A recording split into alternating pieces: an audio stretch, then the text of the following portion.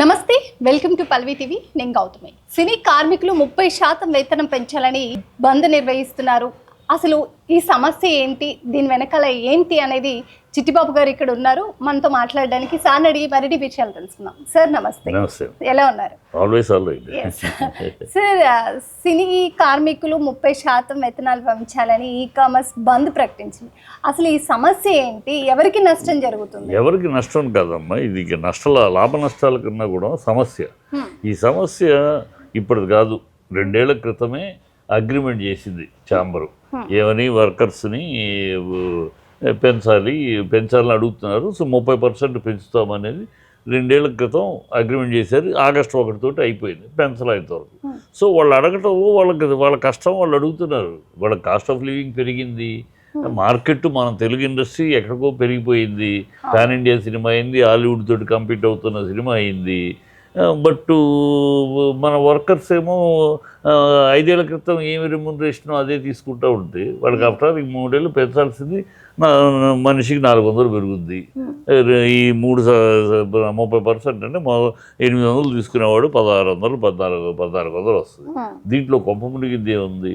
కోట్లు ఇప్పుడు పెరిగింది, ఇండస్ట్రీ పెరిగింది, చాలా లక్షణంగా ఉంది, గొప్పగా ఉందని మనం బుధాలు ఎగరేసుకుంటున్నాం.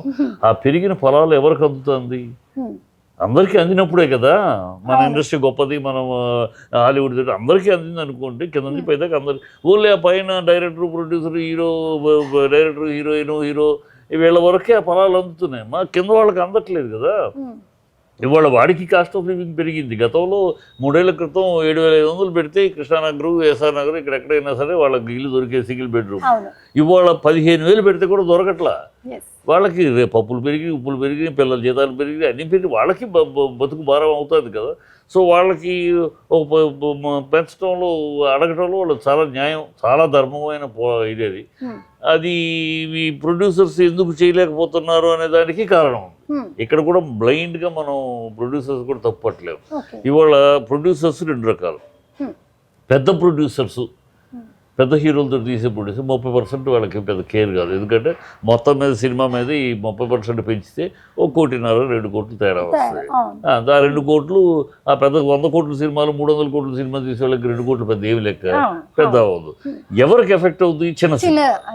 ఈ చిన్న సినిమాలకి ఇప్పుడే తీయలేని పరిస్థితిలో ఉన్న చిన్న సినిమాలు.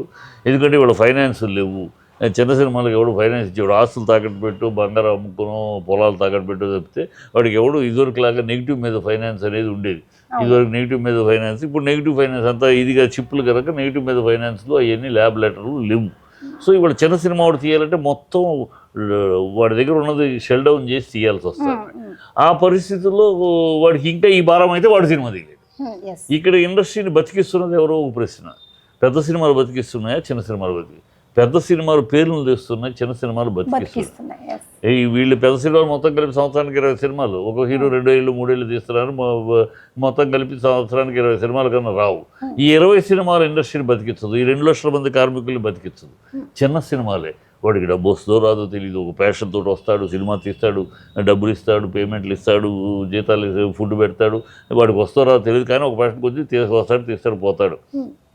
వాళ్ళే బతికిస్తున్నారు. చిన్న సినిమాలు సంవత్సరానికి 170 సినిమాలు తీసే చిన్న సినిమాలు ఇండస్ట్రీని బతికిస్తారు. సో కార్మికుల విషయంలో మరి మీరు పెంచేస్తే చిన్న సినిమాలు బతికి పరిస్థితి ఏంటి? మనకు ఫుడ్ పెట్టి చిన్న సినిమాలు మనం దమ్ముకుంటే ఎట్లా? ఆ నిర్మాతలు మనం దమ్ముకుంటే ఎట్లా? ఆ నిర్మాతలకు ఉంటే ఇక్కడ ఈ విషయంలో అందుకని నేను 2 రకాల ఈ సమస్యకి పరిష్కారం 2 రకాలుగా ఉండాలని నేను కార్మిక సంఘాలకు కూడా చెప్పుకుంటున్నాను, విన్నవించుకుంటున్నాను. ఆయన మీరు ఇద్దరిది సమస్య, ప్రొడ్యూసర్ది సమస్య. ప్రొడ్యూసర్లు అయితే మనం లేవు. ఎవడైనా ఎంత పోటుగాళ్ళైనా ప్రొడ్యూసర్ అనేవాడు ఉంటేనే సినిమా కదా. కనుక అతనే బతికించుకోవాలి, మీరు బతకాలి. కనుక 2 రకాలు పెట్టండి. బడ్జెట్ సినిమాలు 10 కోట్ల లోపు సినిమా ఒక రేంజ్, 10 కోట్ల లోపు తీసే సినిమాకి మీరు ఇప్పుడున్న రెమ్యునరేషన్స్ పనిచేయండి శుభ్రంగా. వాళ్ళ చిన్న సినిమా ఒకటి 10 కోట్లు దాటి 20 కోట్లు, 30 కోట్లు, 50 కోట్లు వాళ్ళకి మీరు 30 రెట్లు పెంచుకోండి. ఎందుకంటే వాళ్ళకి పెంచి 1 కోటి పెరిగితే వాళ్ళకి కొంప కాదు. ఈ 10 కోట్లలో 8 కోట్లలో తీసేవాడికి మీరు 1 కోటి అంటే భారమే. కనుక వాడికి ఒక రేటు 2 లేయర్లు పెట్టండి. ఇదిగో ఈ 10 కోట్ల బడ్జెట్ లోపు మేము మా రెమ్యునరేషన్ మేము యాజ్ ఇట్ ఈస్ పనిచేస్తాము. అంతకు మించి బడ్జెట్ ఉన్న సినిమాలు పెద్ద సినిమాలకి మాకు 30% పెట్టద్దు.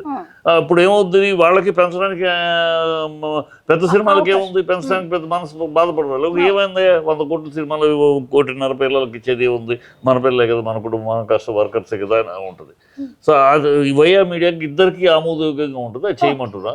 అది మరి చర్చల్లో అలా వస్తుందా లేదా, వీళ్ళు మొండిగా కార్మికులు కూడా మొండిగా మాకు పెంచాల్సిందే 30% పెంచాల్సిందే అంటే మన రెక్కలు మనమే నరుక్కుంటున్న ఉద్దాం. అలా పెంచాల్సిందే అంటే చిన్న సినిమాలు చంపేసుకుంటాం. చిన్న సినిమాలు చంపేసుకుంటే మనకు ఉన్న ఆసరాన్ని మనమే చంపుకున్నట్టు అవుతుంది. కనుక అది ఆలోచించాలి కార్మికులు, ప్రొడ్యూసర్లు కూడా. సో వీళ్ళకి పెద్ద సినిమాలకి ఇలా ఇవ్వడానికి సిద్ధపడి చిన్న సినిమాలకు బడ్జెట్ సినిమా దానికి ఎట్లా ఎవరు డిసైడ్ చేస్తారు? బిగినింగ్లోనే సినిమా రిజిస్టర్ కంపెనీ ఏ సినిమా అయినా ప్రొడ్యూసర్ కౌన్సిల్ రిజిస్టర్ చేయాలి కదా, చేయాలి. చేసేటప్పుడు నా సినిమా ఈ రేంజ్లో సినిమా అని తీసుకోండి, సర్టిఫికేట్ తీసుకొని దాని ప్రకారం పేమెంట్ చేసుకోండి. ఈజీ, పెద్ద మన టెక్నికల్గా మన అసోసియేషన్లో మనం చేసుకోగలిగి. సో అది చేస్తే బాగుంటుంది. అంతేకాని ఈ అసహ్యపు మాటలు మాట్లాడకూడదు. ఎవరో ప్రొడ్యూసరు అర్థం లేని మాటలు, వాళ్ళు స్కిల్డ్ కాదు, ఈ పిచ్చి మాటలు. ఎవరికి స్కిల్డ్ కాదు, ఎవరు స్కిల్డ్ కాదు. లైట్ మ్యాన్ కూడా స్కిల్డే, మేకప్ టచ్అప్ బాయ్ కూడా స్కిల్డే, కాస్ట్యూమ్ అసిస్టెంట్ కూడా స్కిల్డే, సెట్ అసిస్టెంట్ కూడా స్కిల్డే. ఏం మాట్లాడదు స్కిల్డ్ అనేదానికి. సినిమా ఫీల్డ్లో టెక్నికల్ మాటలు, ఈ ట్రేడ్ యూనియన్ భాష మనకొద్దు. మన ఇండస్ట్రీ పేరుకి film industry, but not it is an industry. ఇది పరిశ్రమ కాదు, it is a film fraternity. ఇండస్ట్రీని మనం అనుకున్న ఇండస్ట్రీ రూల్స్ మనకు పనిచేయవు. ఇండస్ట్రీ రూల్స్ ప్రకారం అయితే సినిమాలు తీయలేం. ఇండస్ట్రీ రూల్స్ ప్రకారం అయితే వర్కర్స్ పనిచేయలేరు. ఇండస్ట్రీ రూల్స్ ప్రకారం అయితే భోజనాలు ఉండవు, పికప్లు ఉండవు, డ్రాపులు ఉండవు. ఇవన్నీ ట్రేడ్ యూనియన్లో ఉండవు, ఆయన మీరు పెట్టుకోవాలి. ప్రొడ్యూసర్స్కి ట్రేడ్ యూనియన్ అంటే వాళ్ళకి పిఏలు, డిఏలు, పెన్షన్లు ఇవన్నీ ఇవ్వాలి. ఇవన్నీ అయ్యే పనులు కాదు. సో మనది ఒక వేరే లైన్లో ఉన్నాం. మనం ఈ లైన్లో ఆలోచించాలి. కానీ ట్రేడ్ యూనియన్ రూల్స్ తీసుకొచ్చి లేబర్ కమిషన్ కూర్చోబెట్టి మాట్లాడితే అయ్యే పనులు కాదు. ఇది మన ఇండస్ట్రీకి పనికిరావాలి. కనుక అది కూడా ఆ విద్యతో ఆలోచించాలి. మనం ఏ లైన్లో ఉన్నామో, మన ఇండస్ట్రీ ఏ లైన్లో నడుస్తుంది ఇన్ని సంవత్సరాలుగా, ఈ లైన్కి తగినట్టు మనం ఏం చేయాలి. సో ఇక్కడ మనది ఒక కుటుంబం, మన వాళ్ళని మనం కాపాడుకోవాలి. వాళ్ళు అడగటంలో అధర్మం ఉందా? లేదు. కార్మికులు మా కష్టానికి పెంచండి, పెరిగింది బతుకు భారం పెరిగింది, పెంచండి అన్నట్టు తప్పు లేదు. వాడు పిల్లర్ అంటే ఒక హీరోయిన్ డైరెక్టర్ పిల్లర్ కాదమ్మా. నేను డైరెక్టర్ని, ప్రొడ్యూసర్ని, ఆర్టిస్ట్ని, టెక్నీషియన్ని. సో నేను వాళ్ళే పిల్లర్స్ కాదు. ఈ లైట్ మ్యాన్ కానుంచి ఈ 24 క్రాఫ్ట్స్ పిల్లర్సే. వాళ్ళు లేకపోతే ఒక రోజు షూటింగ్ చేయగలం మనం. ప్రొడ్యూసర్ డబ్బు పెట్టేసేసి హీరోయిన్ వస్తే షూటింగ్ చేయగలమా?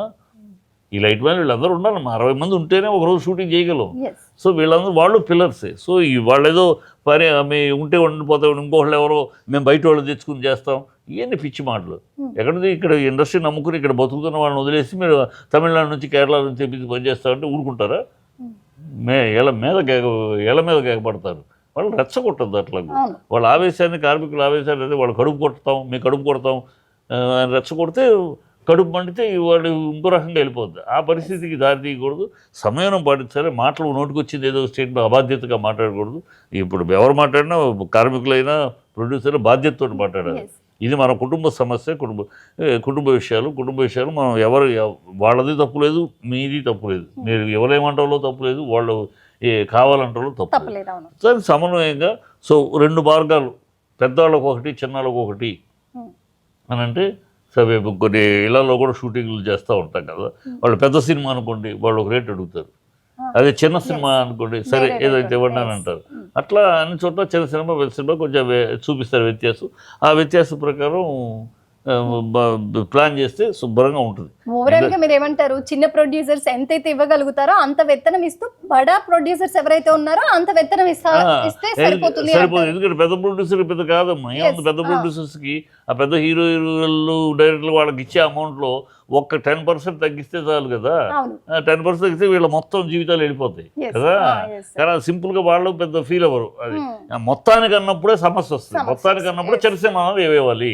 ఇప్పటికే చిన్న ఇండస్ట్రీని బతికిస్తున్న చిన్న సినిమాలు చచ్చిపోతే ఇంకెట్లా అనేది వస్తుంది కదా. అది లాజిక్కే మరి. ఇండస్ట్రీ బతకాలంటే చిన్న సినిమాలు కావాలి. చిన్న సినిమాలు తీసేవాళ్ళు ఉంటే 170, ఎందుకంటే పెద్ద సినిమాలు వాళ్ళు గతంలో లాగా కృష్ణ గారి లాగానో రామారావు లాగా 16 సినిమాలు 18 సినిమాలు చేసే హీరోలు కాదు కదా. వీళ్ళు 2 సంవత్సరాలకు సినిమాలకు చేసి హీరోలు అయిపోయారు మనకి. కనుక అది మనం వాళ్ళేం మాట్లాడలేం. వాళ్ళని పరిగెత్తి చేయండి అని మనం చెప్పలేము. సో వాళ్ళు అలా వాళ్ళ లైఫ్ స్టైల్ అలాగే వాళ్ళు అలాగే చేస్తారు. సో వాళ్ళకి పెద్ద బరువు కాదు. వాళ్ళ దగ్గర వాళ్ళకి ఇచ్చే దాంట్లో ఒక 10% ఒక్కొక్కళ్ళు తగ్గిస్తే నలుగురికి అయిపోయాయి. కానీ అది ఆలోచించాలి, సమయానికి ఆలోచన చేయాలని జరుగుతుంది. ఆలోచిస్తారులేమ్మా. 3 రోజుల నుంచి బంద్ జరుగుతూ ఉంది. మరి చాలా ఎప్పటికీ తేలుతుంది అంటారు అసలు మీరు? నా ఉద్దేశంలో ఇంకో వారం 10 రోజులు పడుద్దాం. ఎందుకంటే చిరంజీవి గారు వీళ్ళని కలిశారు. మళ్ళీ ఫెడరేషన్ వాళ్ళు చిరంజీవి గారిని కలుస్తామంటున్నారు. ఉంటాయి. ఎందుకంటే ఇప్పుడు మా అసోసియేషను, డైరెక్టర్స్ అసోసియేషను, ప్రొడ్యూసర్ సపరేట్గా కూర్చొని వాళ్ళు తీర్మానాలు చేయాలి. ఈ తీర్మానాలు దేనికి అంగీకారం అనేది అవన్నీ వచ్చినాక క్రోడీకరించి సో ఒక నిర్ణయం ఇప్పుడు తీసుకోవాలి. చిరంజీవి గారు కూర్చున్నారు, సంతోషం కూడా. ఈ విషయానికి ఆయన ముందుకు వచ్చి నేను పెద్దరిగా వహిస్తానని చూస్తాడు.